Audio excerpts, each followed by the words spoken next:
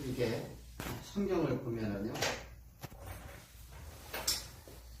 오늘 창세기 38장은 다말이 구하는 것인데, 이게 사실은 다른 말로 하면 십자가의 축복입니다. 성경을 보면 이해되지도 않고 또 어떤 때는 일륜도덕적으로 성경이 맞는가라는 의구심도 듭니다. 이게 도대체 무슨 이야기인가? 그러니까 대부분 또 어떤 때는 그렇게 말씀하시는 분들도 계시죠. 이렇게 형편없는 자를 들어서 쓰는 것이 하나님 쓰신다, 그런 얘기 하는 걸까요? 이게 우리가 성경은 이게 다 어떻게 돼요? 무엇을 하든지 하나님의 은혜의 십자가를 소개하고자 하는 거예요. 그게 우리의 눈에 보이지 않으면 성경을 본다 할 수 없을 것입니다. 그냥 우리 인간 인륜 도덕적인 얘기, 이런 우리의 무슨 선한 얘기, 착한 얘기, 이런 얘기를 끌고 간다고 하면 성경을 오도하게 되고 또 잘못 또 깨달을 수 있다는 사실입니다. 이제 성경을 보면 그런 일들이 이제 간혹 많이 있어요. 자, 요셉이 형들에게 시기와 질투로 받아서 어디로? 애굽으로 팔려갔을 때입니다. 애굽에 팔려가고 유다의 이야기가 이제 나오는데, 오늘 그 후에라는 것은 애굽으로 요셉이 팔려간, 그러니까 그 형제들이 다 팔아먹은 후로 이제 유다 얘기가 나와요. 그런데 유다 이야기에 도저히 이해되지 않는 부분이 나오는데, 인류를 저버리는 근친상간이 기록되어 있습니다. 말도 안 되는 사건이 적혀있기 때문인데, 이게 과연 무엇을 우리가 의도하는가? 왜 이런 불미스러운 이야기를 성경에 담고 있는가? 그 의미와 뜻을 알아야 됩니다. 그렇다면 성경은 그 사건을 통해 무엇을 말하려고 하실까? 우리는 이 성경이 나오는 어떠한 문제가 있으면요, 왜 그랬을까? 예수님이 가시다가 그냥 돌뿌리에 왜 넘어졌을까? 이 생각을 해야 돼요. 성경에 아무런 의미 없는 얘기를 기록할 이유가 있겠어요, 없겠어요? 그렇죠. 성경은 하나님의 말씀이고 우리에게 뭔가 시사하고자 하는데, 의미 없는 말씀이라는 한 가지도 없음을 우리는 알아야 될 줄입니다. 아브라함과 이삭, 야곱, 요셉으로 이어지는 언약이 후대에 이루실 예수 그리스도의 성취까지 이룰 하나님의 꿈을 뭐라고요? 통틀어서 십자가 복음이라고 합니다. 이를 모형으로 등장하는 요셉이 어디로요? 애굽으로 팔려갔을 때에 유다의 이야기를 들어보면, 이야기는 무엇을, 유다의 잘못을 고발하는 것일까? 아니면 어떤 인륜 도덕의 분류를 고발하는 것일까? 우리가 이렇게 살면 안 된다고는 하는 메시지인가? 우리는 이제 알아야 되는데, 이 이야기는 예수 그리스도와, 즉 우리 그리스도 신앙인들의 관계 이야기를 하고자 하는 것입니다. 그래서 십자가 복음 이야기인데, 성경의 주제가 뭐예요? 성경을 전체 주제라고 한마디로 말한다면 십자가죠. 십자가 복음 이야기인데, 기쁜 소식, 십자가 복음 이야기, 즉 성경이 주제와도 같습니다. 우리가 시간과 공간 속에서 이루어지는 복음의 메시지란, 하나님께서 하나님의 뜻하심을 받을 우리에게 설명하고자 이스라엘 민족이라는 그 민족을 부르시고, 또 그를 우리에게 표본으로 삼아서, 그 표적이라는 게 표본이에요. 그렇잖아요? 표본으로 삼아서 그들로 하여금 우리에게 복음의 십자가를 소개하고자 하는 거죠. 그래서 복음의 메시지는 그런데, 그래서 야곱에게 야곱이 약전이 이러하니라 이렇게 이제 약전이 뭐냐면 야곱의 후손들의 그러니까 이것은 야곱의 약전이 이러하다고 선포한 것은 뭐냐면 야곱을 통한 12명의 아들들을 통해서 복음의 메시지가 이런 것이니라 요 얘기하고 똑같은 거예요. 단순히 족보 얘기만 하고 그런 얘기가 아닙니다. 야곱의 후손 이야기인데 이는 요셉처럼 유다를 통해 하나님의 구원에 이루어지게 되는지 또 그 은혜가 무엇인지를 이제 보아야 될 줄 믿습니다. 이는 요셉과 같이 또 다른 야곱의 후손에 대한 또 다른 설명을 지금 하고 있는 것입니다. 요셉은 이제 애굽으로 팔려갔기 때문에 그 나머지 아들 중에서 특히 이제 유다를 통한 이제 예수 그리스도가 오시죠. 그래서 유다를 설명하는데 유다가 아둘람 사람 시라라고 하는 사람과 사귀게 됩니다. 그러니까 이제 팔아먹고 이제 어떻게 해요? 그들은 목동들이므로 양떼들을 몰고 여기저기 다닙니다. 그런데 어디 아둘람 사람 그러니까 그 가나안족 중에 아둘람 사람 시라라고 하는 사람하고 이제 친구로 사귀어요. 그래서 이는 유다가 가나안족과 이제 사귄 것인데 가나안 사람 시라의 소개로 누구를 만나면 가나안 여인 수아라는 여인과 이제 만나게 됩니다. 그래서 결혼을 하게 돼요. 결혼을 해서 엘이라는 아들을 낳는다 이 말이죠. 이는 언약 백성인 유다가 세상으로가 세상적으로 살았다는 것과 같은 의미입니다. 그렇잖아요. 원래 이스라엘 민족은 이 타민족과 결혼하게 돼 있어요? 안 돼 있어요? 안 돼 있어요. 자, 그런데 이때는 뭐냐면 율법을 받기 이전이었었어요.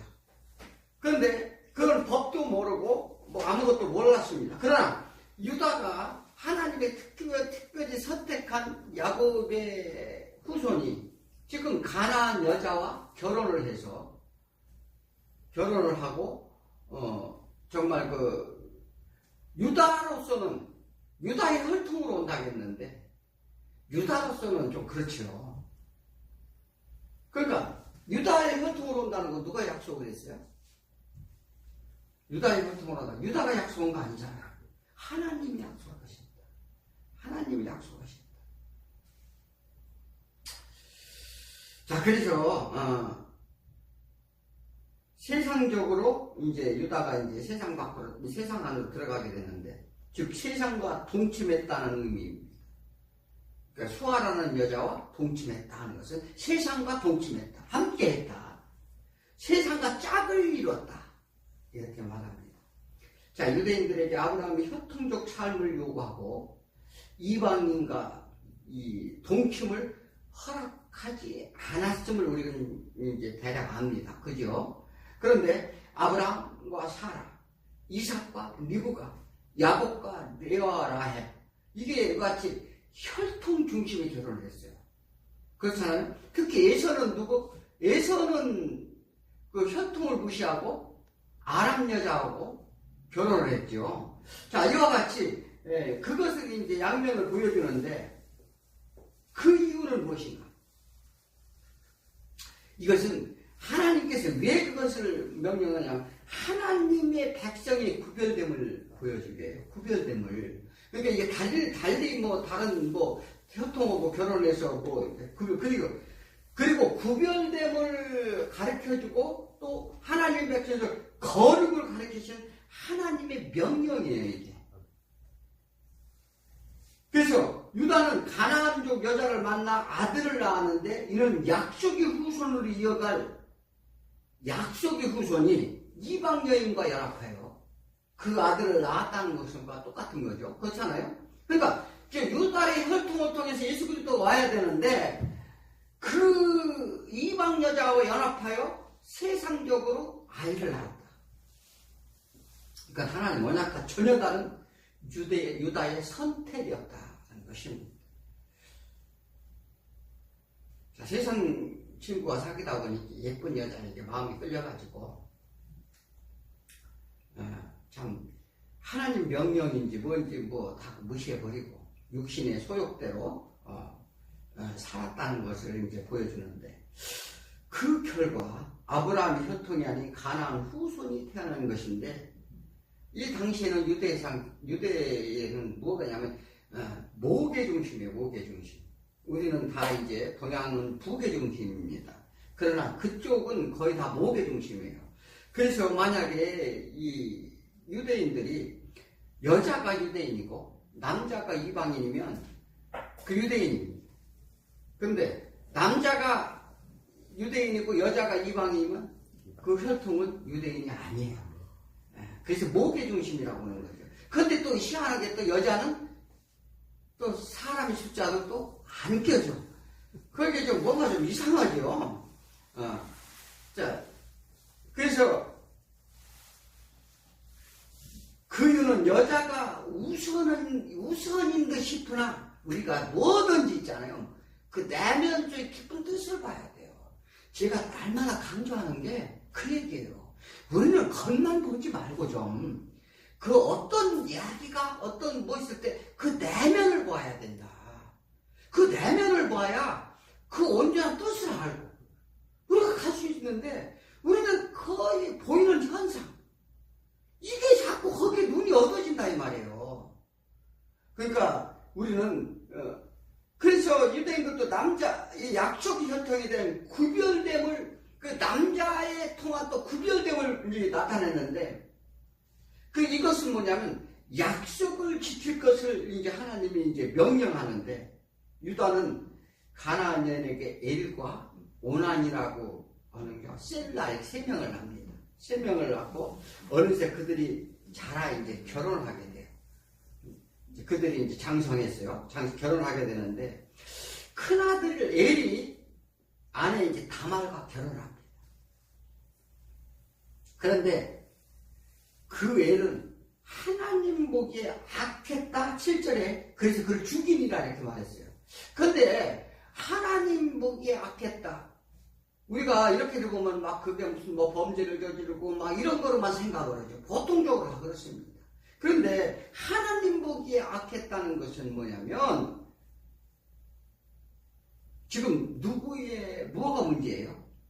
지금 유다를 통해서 그 혈통으로 예수 그리스도가 오셔야 되는데 엘이 살아있으면 어떻게 해요? 지금 이게 하나님의 계획이 완전히 어그러지는 거예요.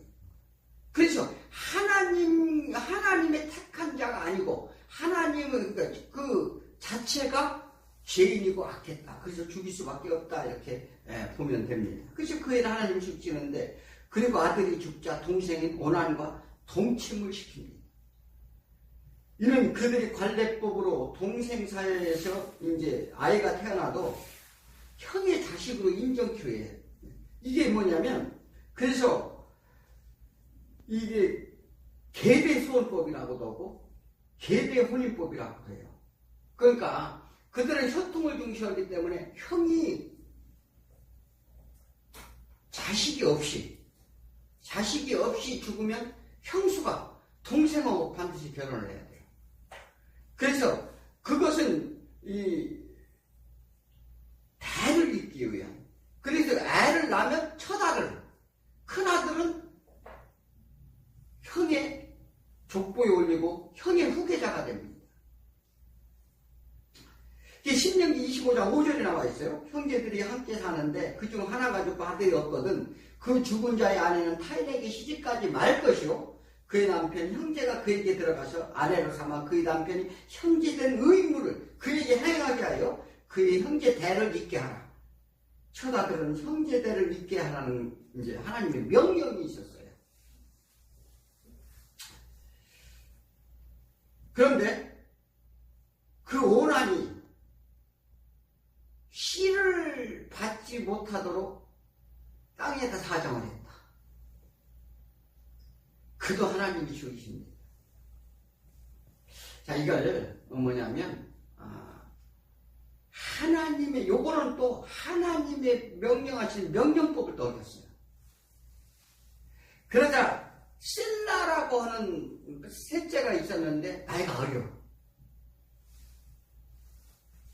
그 나이가 어려 동침기도 어렵고 또 그리고 유다가 생각하기를 야 예전에 그 이제 엊그저께 차 타고 가다가 누가 얘기하는데 여자가 얼마나 센지 남자를 5명을 잡아먹었다. 예전에 그런 얘기 많이 하죠. 그래갖고 하여튼 뭐 그러면서 그 여자가 예쁜데 자기한테 손짓을 하는데 나 죽을까봐 안 만난다. 뭐 이제 이런 얘기, 참 무슨 얘기를 이렇게 합니다만, 유다가 생각하기를 두려웠어요. 왜? 마지막에 있는 셀라까지 죽을까봐 두려워가지고 어디로 보내요? 친정으로 보내요. 친정으로 보내가지고 너 우리 셋째 셀라가 클 때까지 기다려라, 거기서 친정집에서. 자, 이렇게 해서 친정에 가 있게 됩니다. 자, 이 이야기는 하나님 언약에 따른 것인데, 하나님께서는 이방 여인과는 이제 안됨을 하나님이 명령하실 뿐만, 그런데 성경은 이 다말이라고 하는 이 여자뿐만 아니라 이제 이방 여인과는 결혼하지 못하게 돼 있는데, 이 다말이라는 여자가 뭐래요? 이방 여자잖아요.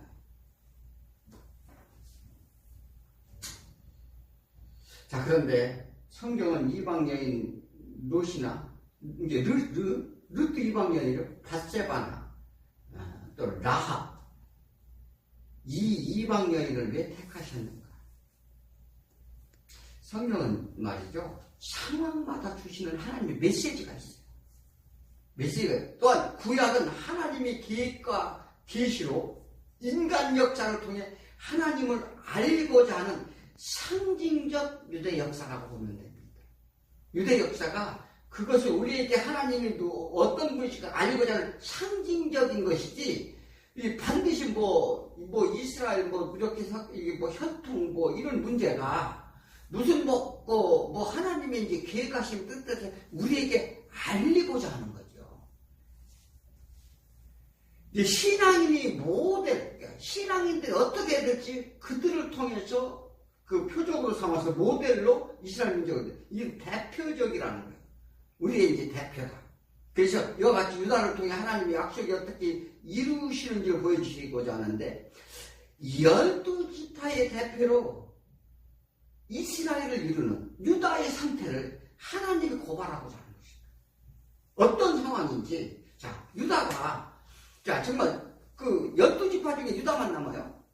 유다만 남으면 유다를 통해서 이스라엘의 형성이 되는데, 이 이스라엘의 그 상태, 그 죄의 상태, 그들의 생각 상태, 이것을 지금 하나님 고발하고자 하는 거죠. 자, 그런데 가나안 여인들이 아들들을 이 약속의 후사가 이제 될 수 없다 하나님을 말씀하신 이 아브라함이 이스마엘을 낳을 때도 똑같은 말씀을 하셨어요.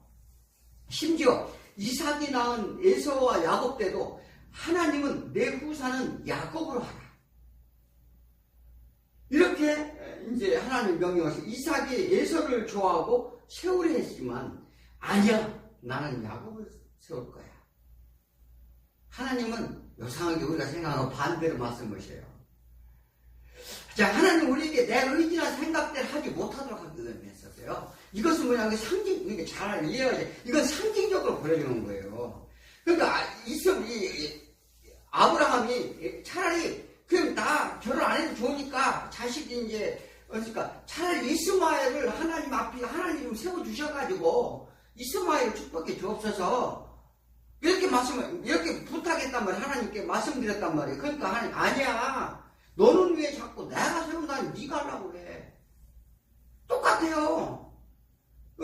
그러니까 또 이삭한테도 또 그랬죠. 야, 나는 야곱을 사랑한다니까? 너는 왜 자꾸 에서를 세우려고 그러니? 그러니까 야곱이 뛰어나서도 아니요. 야곱은 진짜 남이 봤더니 그 사기꾼이고 정말 아주 모사꾼이잖아요.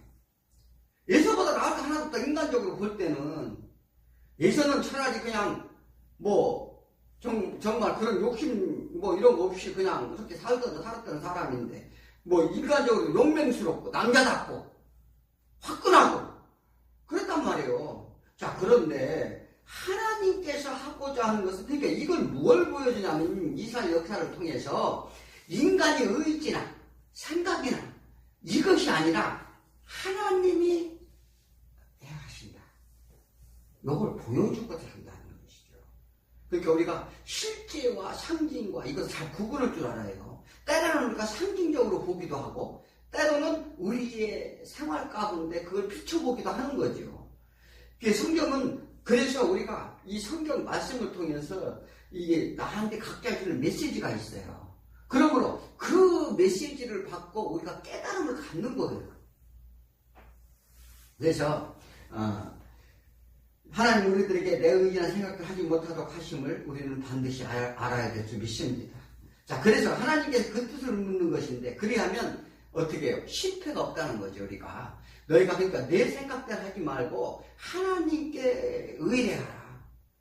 그러면 하나님이 원하신 뜻이 무엇인지 우리가 깨달아야 된다. 하나님이 원하는 뜻이 우리가 반대로 가면 반드시 그게 성공할 수 있을까요? 없을까요? 네, 없습니다. 그러므로 우리 신앙인은 철저하게 하나님의 말씀을 그 뜻과 의미를 듣고 깨닫고 기도하고 찾고 이렇게 하는 거죠. 우리가 이 착각하는 것이 있는데 세상적으로 뭔가 이루어지려면 하나님의 응답이라고 생각해요. 세상 것으로 우리가 막 올림픽에 나가서 그러니까 하나님의 은혜, 하나님이 그런 은혜 받고 하잖아요. 우리가 좀 생각을 달리 해야 돼요. 아니 그러면 그 사람들이 거기 축제하는 사람이 크리스찬이야? 그 사람 하나요? 3분의 1이 크리스찬이라면서. 그러면 누구한테는 영광을 주고 누구한테는 그 사람 더 열심히 해서 그런가? 그런 거 아니란 말이에요. 그러니까 세상 것으로 영광은 하나님께 드리고자 무슨 영광을 나타낸다. 이거 우리가 정말 신앙적으로 깨어져야 될 부분이에요. 세상적으로 실패하면 응답이 없대 또. 그리고 하나님께 저주를 내렸다는 거예요. 예수님이 물어봤잖아요. 날 때부터 이게 말 못 듣고 속였는데 이게 아버지의 죄인가? 무슨 죄 때문에 저 사람이 저를 저랬는가? 그러니까 하나님이 뭐라고 그랬어요? 제가 말 못하고 소경된 것은 아버지의 죄도 아니고 하나님의 일을 나타내려 하려 하심이라. 우리가 이 모양, 이 꼴, 이 모든 것들이 각자의 위치에서 하나님의 일을 나타내려 하신다는 사실을 우리는 믿어야 돼요. 왜 내가 이럴까? 무슨 이런 생각을 하면 안 된다는 사실입니다. 이 성경을 제대로 알면은요, 그래서 내가 어디 있든 있든 불평할 수가 없는 거예요. 그게 온전한 신앙이니까요. 그런데 욕심내고 뭔가 다 얻고 취하자, 막 이렇게 하자, 이런다면은 우리 신앙은 하나님과의 생각과는 전혀 방향이 맞지 않는다, 이렇게 말합니다. 자, 유다의 큰아들 작은 아들 오난 무슨 큰 죄를 졌을까? 자, 우리가 이런 것도 깊이 한번 생각을 해봐야 돼요. 무엇이 죽을 죄인가? 사실 인간적으로는 누가 더 큰 죄를 졌어요? 지금 유다가 큰 죄를 졌어요. 이 얘들이 유다 자식들이 큰 죄를 졌어요. 유다가 졌잖아. 유다가 큰 죄를 지금 유다가 죽을지. 왜? 세상 관점으로 보면 이해해서 유다가 왜죠? 아니 며느리고 독심은 유다가 훨씬 더 죄가 크지. 어떻게 얘들이 뭔 잘못했어? 그런데 하나님 얘들이 죄가 크다는 거예요. 이건 말이야. 성경을 뭐로 봐야 되는지 언약의 구속사로 봐야 되는 거예요. 그런 사람은 이해 못한다니까요. 하나님이 하시는 일은 선이, 하나님을 그가 죽였어도 하나님이 그게 선이란 말이에요. 창세기 3장 15절에 언약이 있죠. 여인이 후손의 약속에 따라 특별히 구별하여 불러낸 아브라함의 후손. 단순히 후손을 얻는다는 것이 아닙니다. 우리가 단순히 후손을 얻는 조건이 아니에요. 왜냐하면 하나님의 언약에 대한 성취를 이루고자 하는 거죠. 그 성경은 그게 세상 창조의 목적이라고 말해요. 즉 인간의 모든 죄악 안에서 하나님의 구원의 이걸 반드시 누가 이루신다? 하나님이 이루어 가신다. 구약에서 자주 인간의 대가 끊기는 것을 저주로 표현하는 사건이 나와요. 인간의 대가 끊기는 것은 이 당시 그때 상황에서 좀 이게 저주를 받아서 그렇다. 지금도 우리나라 사람들도 마찬가지로 대가 끊기면 어떻게 해? 큰일 나서 이건 무슨 저주를 받은 것이 아닌가. 이 마음속으로 가지고 있다니까요. 우리가 이 하나님은 정확하게 우리를 심령을 꿰뚫어 보는 거예요. 이 사무엘상 4장에 보면 엘리 제사장이 나와요. 아비멜렉의 전쟁의 언약궤를 앞세워서 누구의 아들이 누구요? 비느하스와 홈리가 아들이에요. 엘리 제사장이 아론의 제사장 후계 마지막 제사장이 엘리라고 하는 사람이에요.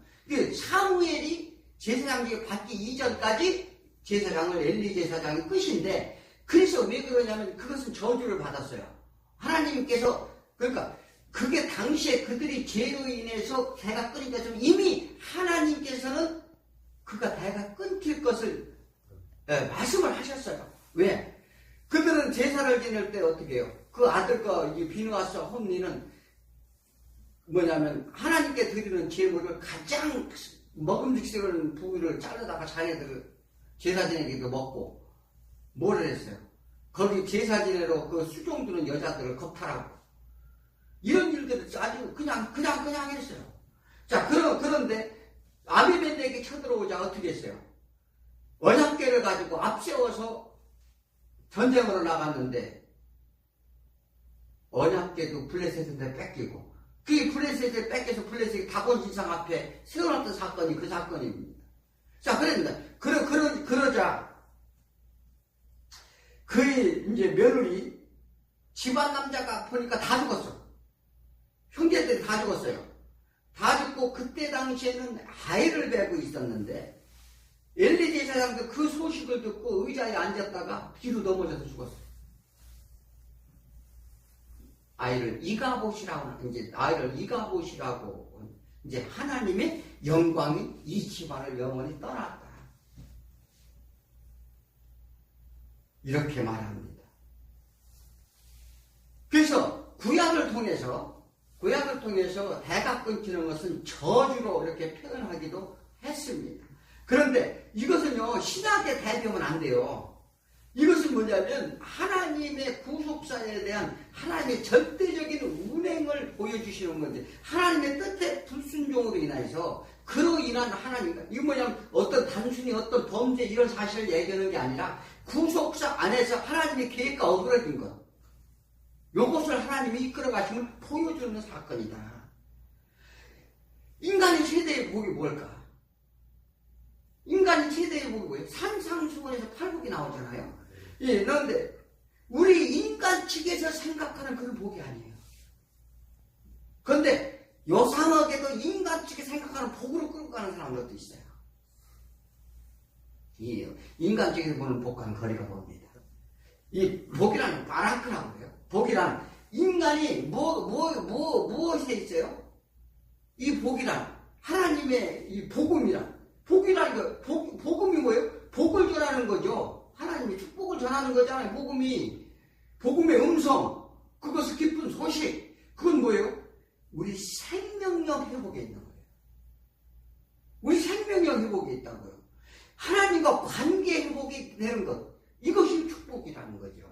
하나님과 멀어진 관계에서, 하나님 단절된 관계에서 하나님과 대화를 할 수 있고, 하나님께 뭔가 서로가 이렇게 의견이 통하는 것, 뜻이 같은 것, 이것이 축복이라는 것입니다.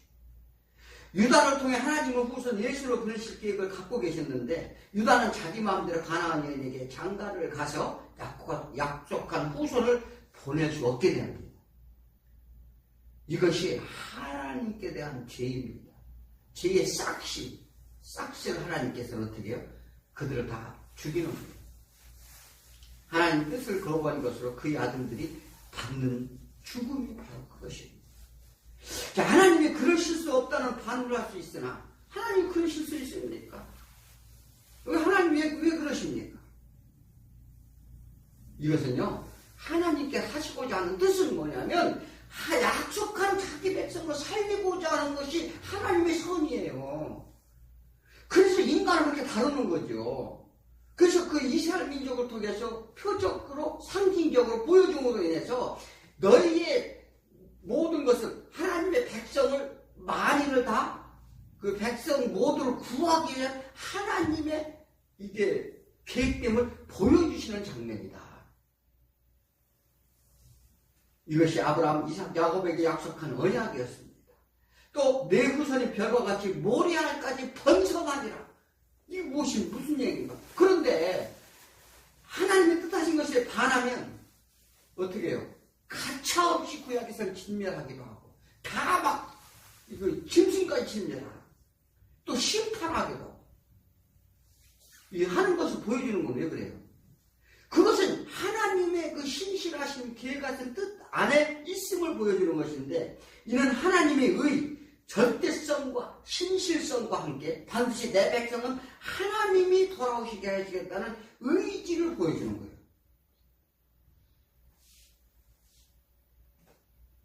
자, 이런 얘기하면 딱딱합니까? 아니요. 이게요, 이 하나님 뜻을 제대로 알아야 돼요. 뭐 그저 은혜나 받고, 그저 뭐 감동이나 받고, 그게 이게 신앙생활 아니에요. 갈라디아 3장 16절에 이 약속은 아브라함과 그 자손에게 말씀하신 것인데 여럿을 가리켜 그 자손이라 하지 않고 오직 한 사람에게 내 자손을 하였으니 곧 예수 그리스도다. 지금 뭘 얘기하는 거예요? 지금 단순히 인간의 후손, 유다의 후손 이것이 자손이 아니라 예수 그리스도 그가 하나님의 자손이라는 거예요. 다른 자손을 자손이라 하지 아니한다. 곧 누구요? 내 자손이라 하지 않았으니 곧 그리스도시라. 오직 한 사람을 가리켜 자손이라 한다. 그 자손으로 인해서 잉태되어질 그 자손으로 인해서 다시 하나님의 백성이 살아나는 그런 자손을 모래같이 뭐같이 많게 한다? 요 약속을 했다 이 말이에요. 좀 이해가 가십니까? 네. 그러니까 우리가 이런 어떤 막 그 합리적인 설명이나 이런 인포메이션으로 보면 안 된다고요, 성경을. 그러니까 하나님의 의도한 뜻이 무엇인가를 우리가 즉각 민감하게 이렇게 알아들어야 돼요. 그래서 이 예수로 인해 구별받게 된 자손을 그 자손이 내포하고 있음을 우리는 그 언약 속에 보시기 바랍니다. 예수와 연합된 후손들. 그래서 연합의 관계. 사도 바울도 그렇고요. 예수님이 예수와 우리가 연합 관계를 계속 얘기하는 거예요. 그리고 너희는 뭐냐면 이제 내 백성이고 너희는 내 안에 있는 자들이 내 하나님의 처부 아들들이다. 그다음 형제요 자매요 또 그다음에 후손들이라 이렇게 얘기하잖아요. 자, 그러니까 다시 말하면 유다의 약속된 혈통으로 오실 예수가 배가 끊어져서 오지 못하면 될까 안 될까요? 하나님 반드시 그렇게 안 하시겠죠. 자, 인간의 죄 마다들 그는 약속의 후손이 아니게 하나님이 죽이시고 둘째 오나는 자신의 씨를 주어 이미 아이가 태어나면 형의 아들이 됩니다. 그러므로 인간적으로 보면 어떨까? 자기가 반드시 가만히 있으면 아버지 재산을 자기가 받아요. 왜? 형이 죽었기 때문에. 형수한테 씨를 안 주면, 그런데 어떻게 형수하고 살게 되면 그 아들이 다 가져가잖아요. 그러니까 재산도 이게 부자지간이도 이게 정말 이제 재산 싸움이 심하다니까 이게. 그러니까 그냥 있으면 자기가 장자권을 받는데 유산 상속이죠. 받는데 그 싫었던 거죠. 자, 우리가 인간적으로 보면 참 우리 인간들은 그래요. 자, 다말은 남은 시동생이 너무 어려서 이 장자는 동침할 수 없자.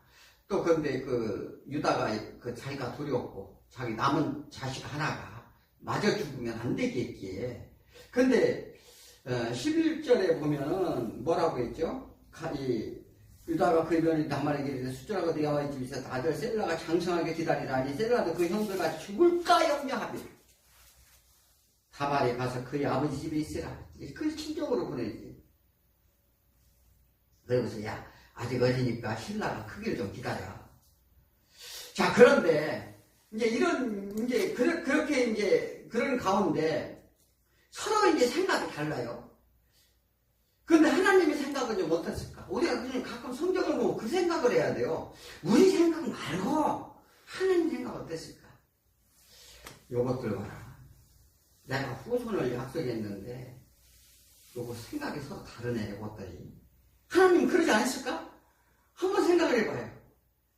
그런 과정 속에서 유다의 아내가 죽습니다.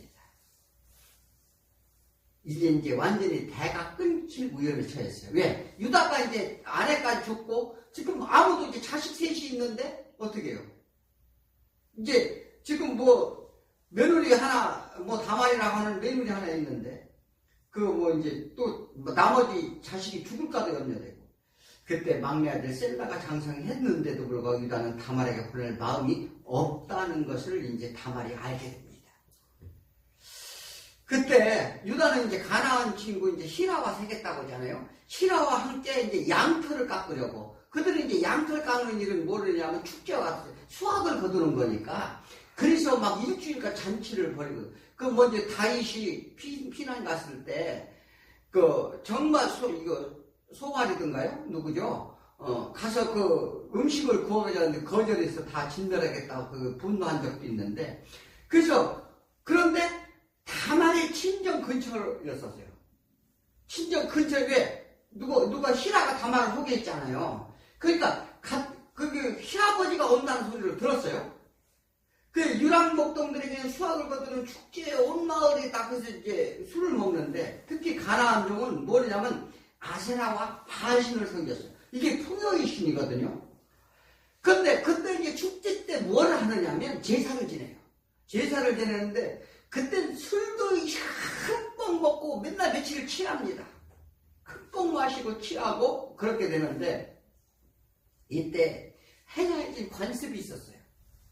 그는 바알신에게 제사를 지내고 술을 먹고 취하는 것뿐만 아니라 그 신전에 여사제들이 있었어요. 여사제들과 성행위를 하는 관습이 있었습니다. 요게 뭐냐면 다산의 신. 그러니까 후손을 많이 낳아가지고 이제 후손을 많이 축복해 준다는 이제 의식과 같은 건데 여기가 문제가 됐던 게 어디가 문제가 됐어요? 요 문제가 나온 데가 있는데 성경에 고린도 교회. 고린도 교회에 이런 문제가 있어서 고린도전서 10장에 가면 이런 문제가 딱 나옵니다. 이와 같이 여사제들은 신정문 앞에서 제사를 지내오는 남자에게 다가와 동침할 것을 요구합니다. 그러니까 예전에 청량리나 영등포나 가면은 쉬었다 가세요, 놀다 가세요, 이렇게 하는 거가 똑같아요.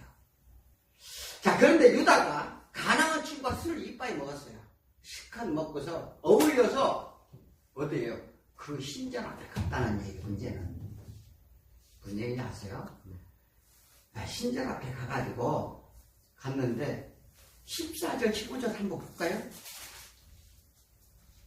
그가 그 과부의 의복을 벗고 너울로 얼굴을 가리고 몸을 십자고 길옆 이 배 나인문이 앉으니 이는 셀라가 장성하고 자기 그의 아내를 죽지 않음을 위로 말미암다. 이게 누구요? 지금 며느리 다말이 창녀복으로 어디에요? 무슨 문 앞에 서 있다고?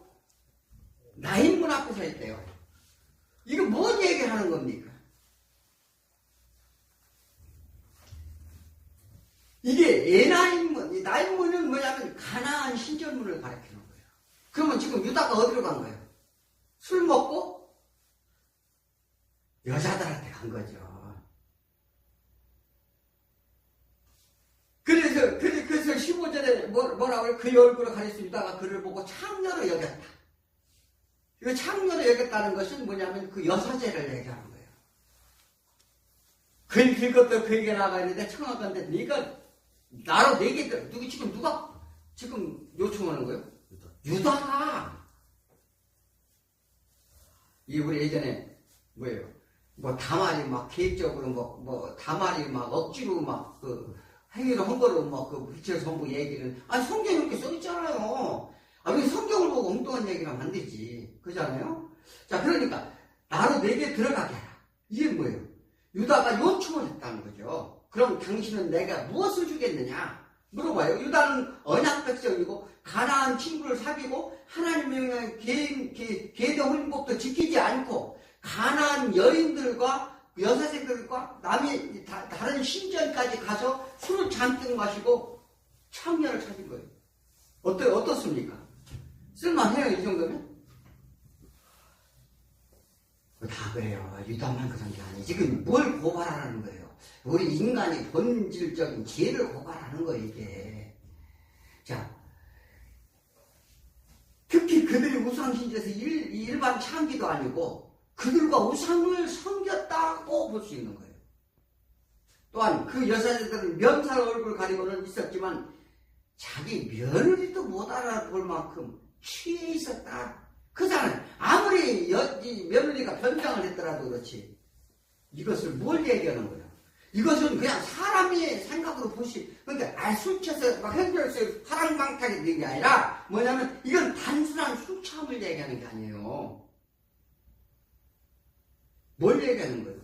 이게 흑암에 가리면 아무것도 안 보인다는 얘기예요. 죄 가운데 빠지면 이게 죄가 죄인지도 모른다는 얘기를 하는 거예요, 지금. 단순히 술 먹고 행청거려서 이런 단순한 얘기로는 이해하면 안 된다는 거죠. 이것은 유다와 다말의 문제가 아니라는 거예요. 뭘 문제예요? 인간의 죄성. 그리고 죄악 가운데 있으면, 흑암에 있으면 얼마나 그렇게 되는지 우리가 보여주는 사건이죠. 그런데 다말은 어떻게 하든지 대를 잇고자 하면서요. 이는 구속사로 봐야 돼요.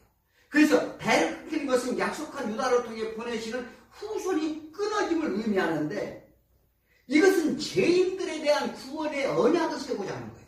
하나님께서. 여기서 도덕적, 윤리적 흠을 찾고 그런 걸 그런 걸 따지고자 하는 게 아니에요. 하나님의 구원의 은혜를 보여주시는 하나님의 선물이었다. 그러니까 유다보다 다말보다 더 우리가 존경해요? 솔직한 얘기로 그런 이야기는 하면 안 되는 거예요. 뭐가 유다보다 다말보다 얼마 도덕적으로 얼마 이게 사람들은 정말 그렇게 이야기하는 거 보면은 속으로 어떻게 해요? 구역질이 나요, 구역질이. 그렇다고 이렇게 해도 괜찮다는 얘기가 아니에요. 하나님이 선하시면 어떠한 경우에도 선인데 그것은 인간이 선과 악을 인간 스스로가 분별하라고 하는 거예요. 이것이 문제예요. 아담의 육체로 온 아담의 죄라니까요. 그러니까 우리가 다 이런 죄악 가운데 있다는 걸 보여주는 거죠. 시아버지와 며느리 간통 사건을 보면 성경을 읽을 필요가 없어요. 뭐라 성경 읽어? 그렇잖아요. 하나님의 그 가운데 무슨 뜻이 있는지를 봐야 될 줄 믿습니다. 이렇게 하여 동침하게 되는데 그 동침이 증거로 뭐예요? 도장과 띠와 지팡이를 그러니까 당신이 나한테 뭐를 주겠느냐? 그러니까 도장과 지팡이를 달라. 참으로 정신없는 유다의 행동이죠. 세상 말로는 왕창 바가지 쓰고 돈도 다 털리고 술꾼이 그거와 똑같이 보여지는데 이는 유다는 내가 이 담보물을 줄 테니 난 돈이 지금 갖고 거 없어. 근데 지금 나 양털 갖고 있거든? 그러니까 나 지금은 아무것도 없으니까 이것을 갖고 있다가 담보 갖고 와서 내가 염소새끼 한 마리 줄게. 나 오늘 저녁에 너 같이 좀 잠 자자. 이렇게 얘기했던 거예요, 지금. 그게 17절에서 20절까지 그 얘기입니다. 자, 유다는 이제, 거기서 이제 동침을 하고서 이제 그 이튿날 이제 집으로 갔어요. 그래서 염소새끼를 가지고서 이제 그 여자를 찾으니까 찾을 수가 없어요. 그러니까 찾을 수가 없으니까 왜 자기가 이제 유다는 이제 술 깨서 보니까 부끄러운 거예요. 그러니까 자기 부끄러움이 드러날까봐 이제 잘못한 걸 이제 깨닫기 시작한 거예요. 근데 다말은 그 일을 버린 후 3개월간 숨어버리고 왜 숨었을까? 아이를 안 떼려고. 섰다 솔직히 아이를 무시할 모습 유다에게 나타납니다. 그래서 유다와 동침은 아이를 중명하기 위해 도장과 지팡이를 증거로 내놓죠. 자, 여기 이 이야기를 들은 유다는 어땠을까? 얼마나, 한번 상상 한번 해보세요. 한번 상상해보라고요. 시아버지가. 기가 막히지. 유다는 며느리가 임신했다는 소문을 들었어요. 들으니까 어떤 놈의 자식이 있는데 그냥 안 놔둔다고 때려 죽인다고 막 털잡고 난리가 났었어요. 이 성경 지금 24절에 나오는 거예요. 그런 무정한 것이 어디 있느냐. 막 그래가지고 뭐 싹 다 죽여버린다고 했는데 인간들은 뭐죠? 내가 하면 누면 주고 남이 하면 불륜이야.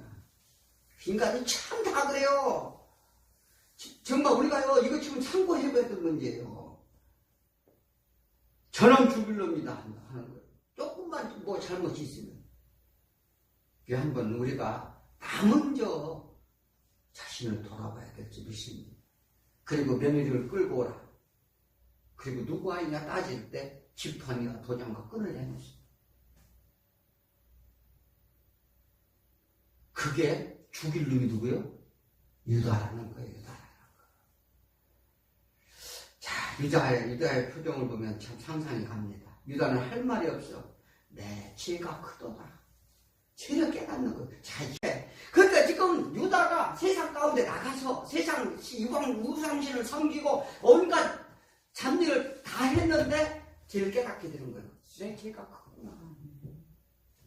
하나님은 기가 막힌 분 아니에요, 이거? 이보다 더 막혀요. 그래서 셀라를 줄까봐 너에게 보내지 않은 죄가 크구나. 네가 옳도다. 이렇게 말해요, 유다가. 그래서 그 다말은 쌍둥이를 낳는데 베데스와 세라를 낳습니다. 이는 하나님이 저주에서 건져내 주셨다. 이 뜻을 가지고 있어요. 자, 우리가 하나님이 건져내 주시지 않으면 아무 소용이 없다니까요. 유다는 자소 섞인 말을 합니다. 이것이 인간 본질이다. 우리 죄구나. 그렇습니다. 하나님 앞에 온전한 숫자는 하나도 없음을 지금 고발하는 사건입니다. 그리고 형편없는 유다로부터의 구원이 주의 약속된 것이 은혜라는 거예요. 이게 십자가 은혜라는 거죠. 우리가 무엇을 자꾸 드러내고 내놓고 이렇게 하려고 하는지 참으로 이해가 안 됩니다. 뭘 잘했어요. 그리고 하나님은 우리 상태를 고발하고 하나님의 구원인 줄 야곱의 이것이 약전이니 이런 상태의 죄인 후손과 모든 죄를 대신하여 그 죄를 죽이신 예수 그리스도의 후손의 언약. 이게 하나님의 은혜 아니면 뭐예요? 이것이 하나님의 선하며 우리를 사랑하신다는 반증과 증거인 줄 믿으시기 바랍니다. 우리 모두 제약된 지구가신 예수 그리스도를 믿고 구원에 이르게 하면 오직 주 예수 그리스도와 하나님의 크신 은혜와 놀라운 축복을 우리는 깨닫고 날마다 하나님 말씀 가운데 정말 십자가를 바라보는 저와 여러분에게 축원합니다. 기도합니다. 하나님